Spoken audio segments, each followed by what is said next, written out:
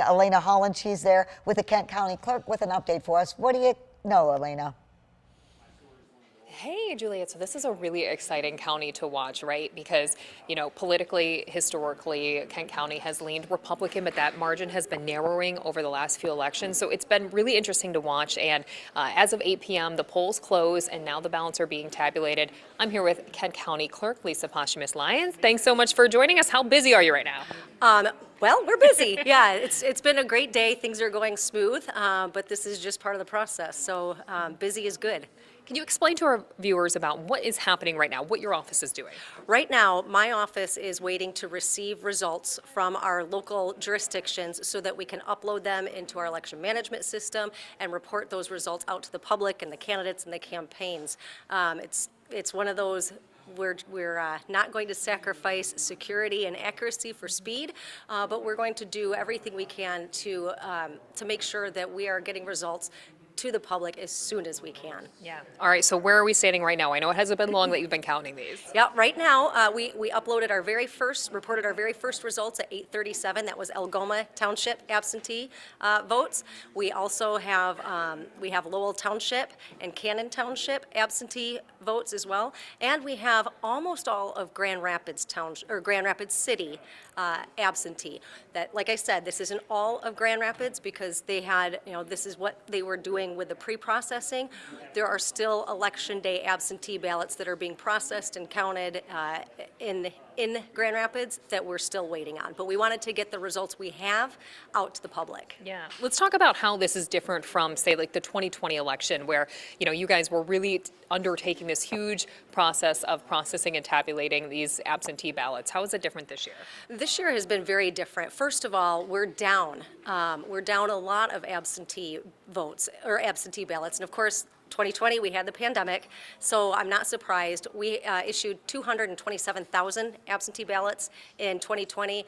We're looking at about 151,000 here in 2024. But we also had 96,700 early votes as well. So you combine those absentee votes with the early votes, that was a 45% voter turnout already just going into Election Day. I expect this to be, in the 70s, maybe 75% turnout. That would be a record. And if that's the case, that means there were a lot of people who still came out today. Mm-hmm. So as far as the people who are coming out today, or came out today before 8 p.m., when is that, or how are you guys tabulating those votes in comparison to the absentees? So the in-precinct results and the early voting results are they are printed out on the tabulators in the precincts. Those are the paper materials. The county or the local clerks will deliver the media cards from the program on it. That's what has the results. So we get those. That's what we upload, and that's what we report. All of this is done with a kind of a separate from, when we upload them into the management system, it's a separate network and then we have to upload them to our reporting website, which is what the public will see. All right, so what times can we expect people to be getting results yet? Do you have any estimation? It took us until 7 o'clock in the morning in 2020.